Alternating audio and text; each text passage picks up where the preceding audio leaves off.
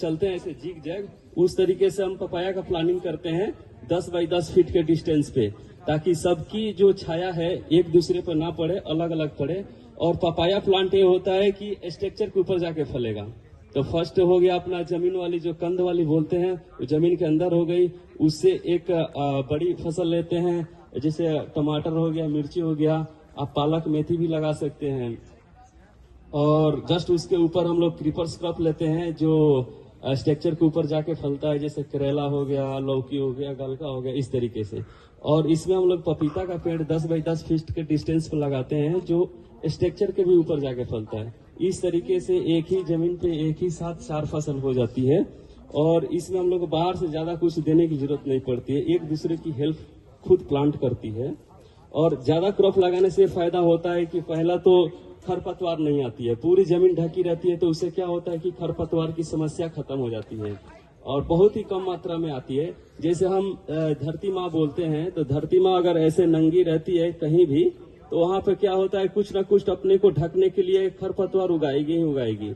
अगर कोई भी जमीन ऐसा बंजर पड़ा है, वहां पे कुछ ना कुछ उगेगा अपने आप को कवर करने के लिए, न्यूट्रिशन डैमेज ना हो, सॉइल के अंदर जो भी न्यूट्रिशन है उड़े ना, उसको कवर करने के लिए जमीन कुछ ना कुछ खरपतवार उगाती है।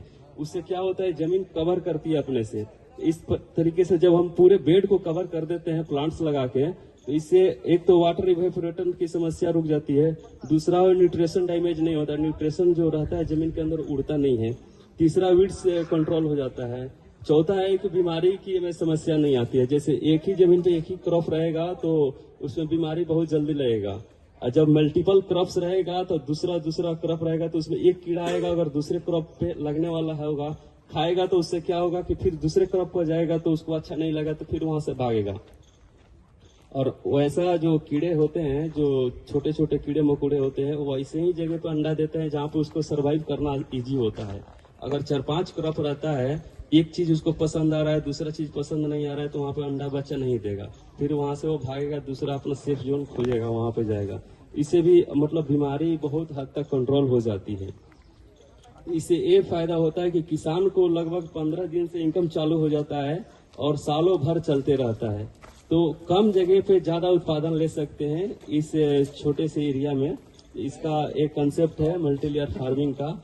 और जो जब हम नेचुरल फार्मिंग करते हैं तो हमेशा 2-3 फसल एक साथ लगाएं, इंटर क्रॉपिंग करें, मिक्स क्रॉपिंग करें या आपको मल्टी क्रॉपिंग करें, हमेशा मोनो क्रॉपिंग पर ध्यान ना दें।